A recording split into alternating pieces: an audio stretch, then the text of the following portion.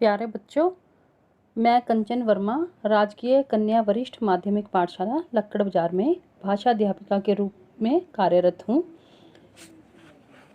आज हम क्षितिज पुस्तक की दूसरे अध्याय ल्हासा की ओर के विषय में पढ़ेंगे, जिसे राहुल सांकृत्यायन जी ने लिखा है। राहुल सांकृत्यायन हिंदी के प्रतिष्ठित लेखक हैं। इन्होंने लगभग हिंदी में 150 पुस्तकें लिखी। बाद में इन्होंने बौद्ध धर्म ग्रहण कर लिया था और बचपन का इनका नाम केदारनाथ पांडे था, परंतु बौद्ध धर्म करने के पश्चात इनका नाम राहुल सांकृत्यायन पड़ा। इन्होंने बहुत से यात्रा वृत्तांत लिखे, जिनमें से ल्हासा की ओर एक प्रसिद्ध यात्रा वृत्तांत है। यात्रा वृत्तांत का अर्थ है किसी यात्रा का वर्णन करना। ल्हासा की ओर लेखक की प्रथम यात्रा थी, जिसे उन्होंने अपने मित्र सुमति के साथ पूरा किया। और इस यात्रा के दौरान उन्हें किन किन कठिनाइयों का सामना करना पड़ा, किन किन स्थानों से वे गुजरे, वहाँ की रहन सहन, खान पान आदि जो संस्कृति थी, ग्रामीण जीवन का वर्णन उन्होंने इस अध्याय में इस यात्रा के माध्यम से हमारे समक्ष रखा है। ल्हासा तिब्बत की राजधानी का नाम है। लेखक नेपाल के रास्ते से अपने मित्र सुमति के साथ तिब्बत की यात्रा करने के लिए निकलते हैं, क्योंकि 1930 में जो भारतीय थे वो अंग्रेज़ों के अधीन था भारत, इसलिए भारतीयों को नेपाल से होकर ही ल्हासा की ओर जाना पड़ता था। उन्हें तिब्बत जाने की इजाज़त नहीं थी, इसलिए जो भारतीय थे वो अपना भेष बदल के या चोरी छुपे से नेपाल के रास्ते से तिब्बत की यात्रा करते थे और इसी रास्ते से व्यापार इत्यादि भी किया जाता था। जो चीनी पलटन थी उनकी टुकड़ियाँ जो है, चौकियाँ जो है यहाँ पे बनी रहती थी, परंतु अब जो वो फौजी मकान हैं, जो चौकियाँ हैं वो गिर गई हैं और अब जो वहाँ के किसान हैं, तिब्बत के किसान हैं, ल्हासा के जो किसान हैं, वहाँ अपने घर बनाकर रहते हैं। तिब्बत है, वहाँ जो यात्रियाँ हैं उनको कई तरह की सुविधाएं भी हैं और कुछ कठिनाइयों का सामना भी करना पड़ता है। जैसे तिब्बत में 1930 में भी जब लेखक वहाँ गए थे, तब भी छुआछूत, जाति पाति, पर्दा प्रथा आदि कुप्रथाएं वहाँ प्रचलित नहीं थी भारतीयों की तरह, जबकि भारत में लोगों के उस समय पर्दा प्रथा मौजूद थी, जाति पाति का भेदभाव भी किया जाता था, परंतु तिब्बत में ऐसा कुछ नहीं था। जब लेखक अपने मित्र सुमति के साथ ल्हासा की यात्रा कर रहे थे तो उन्हें अनेक कठिनाइयों का सामना करना पड़ा। उन्हें भिक्षुक के रूप में यह यात्रा संपन्न करनी पड़ी, क्योंकि यदि वे अपने सही रूप में, असली रूप में वहाँ की यात्रा करते तो उन्हें वहाँ जाना से रोका जाता। इसलिए उन्होंने एक भिक्षुक का रूप धारण किया और वे यात्रा की ओर निकल पड़े। रास्ते में उन्हें चाय पीने की इच्छा हुई, इसलिए लेखक और जो सुमति हैं वहाँ चाय पीते हैं। और वहाँ यह प्रथा थी कि कोई भी यात्री, चाहे वो अपरिचित है, यात्री अपरिचित ही होते थे अक्सर, तो उन्हें भी बड़े ही आदर से चाय इत्यादि जो भी खाने की सामग्री वो दी जाती थी। और यदि यात्री अपने आप स्वयं बनाकर कुछ खाना पीना बनाकर खाना चाहें तो वो यह भी इजाज़त थी। और उस समय जो चीनी मिट्टी के जो बर्तन हैं उसमें चाय दी जाती थी। इसलिए लेखक चाय इत्यादि पीकर रास्ते में आगे की ओर बढ़ते हैं और वे अब डांडा थोंगला पहुंचते हैं। डांडा थोंगला जो है वो एक अत्यंत ही कठिन स्थान माना जाता था। वहाँ पर यह स्थान बहुत ऊंचाई पर था और उसके चारों तरफ छोटे छोटे गांव थे।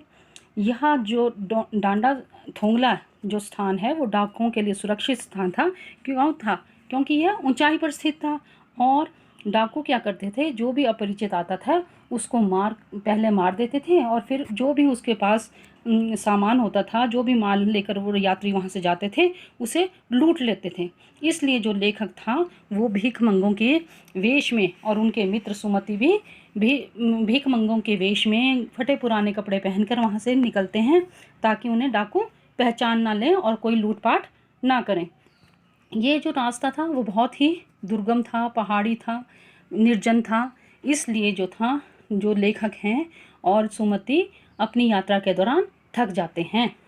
अब जो आगे का रास्ता है डोडा थुंगला से, जो लेखक हैं वो अपने थक जाते हैं वहाँ पे पहुँचते पहुँचते, और इसलिए डोडा थुंगला में उनको रहने का स्थान भी अच्छा मिल जाता था। इसलिए वो सोचते हैं कि आज हम इसी स्थान पर विश्राम करते हैं और अपने कल की यात्रा जो है, आगे की यात्रा कल प्रारंभ करेंगे।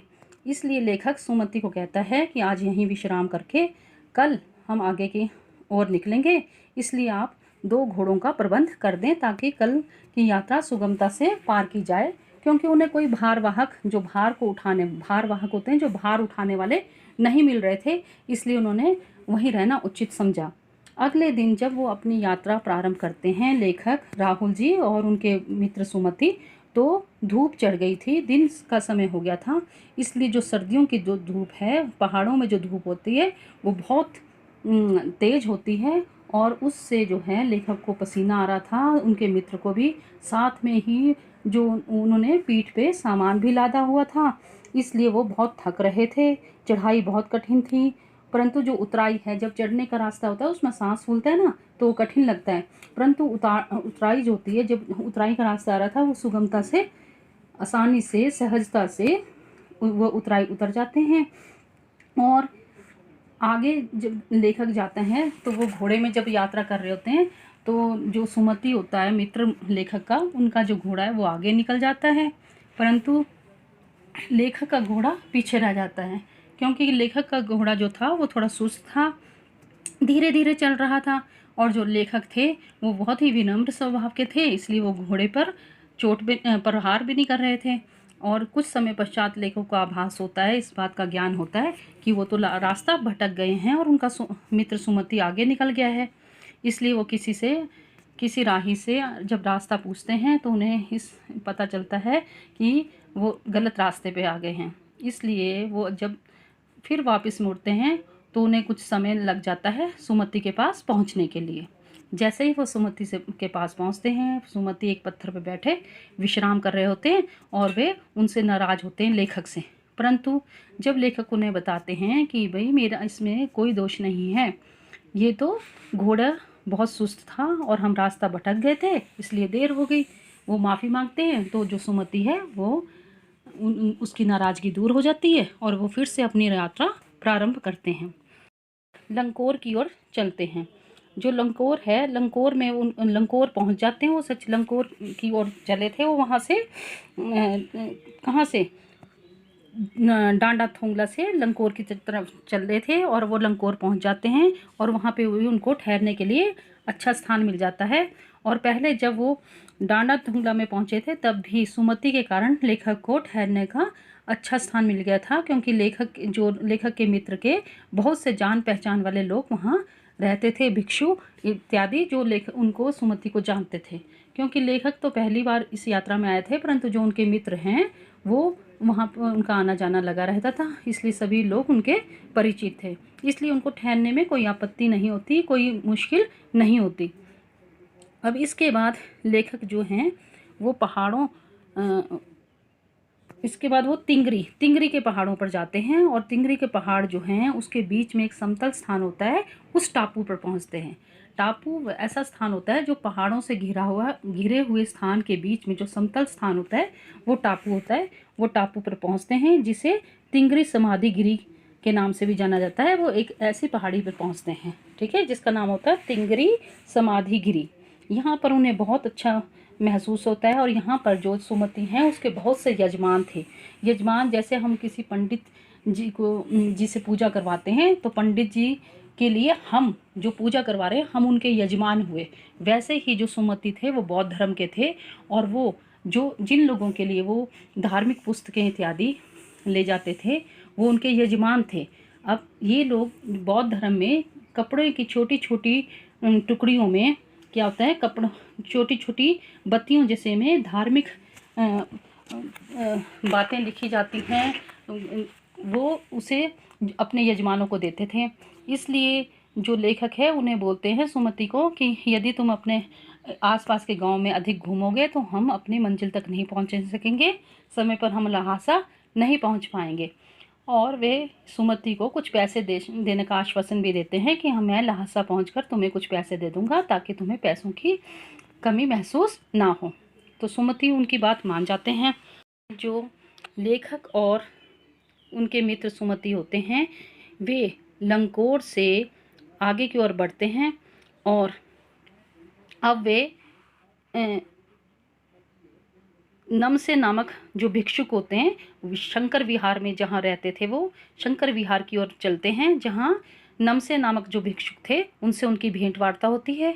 जो भिक्षु नमसे थे वो बहुत ही भद्र विनम्र स्वभाव के व्यक्ति थे, इसलिए भिक्षुक होने के बावजूद, भिक्षुक जो वेश में जो अपने लेखक और उनके मित्र होते हैं उसमें भिक्षुक रूप में होने के बावजूद भी वे उनका आदर सत्कार करते हैं, उन्हें यथास्थान उचित रहने की व्यवस्था उनकी करते हैं, भोजन की व्यवस्था करते हैं।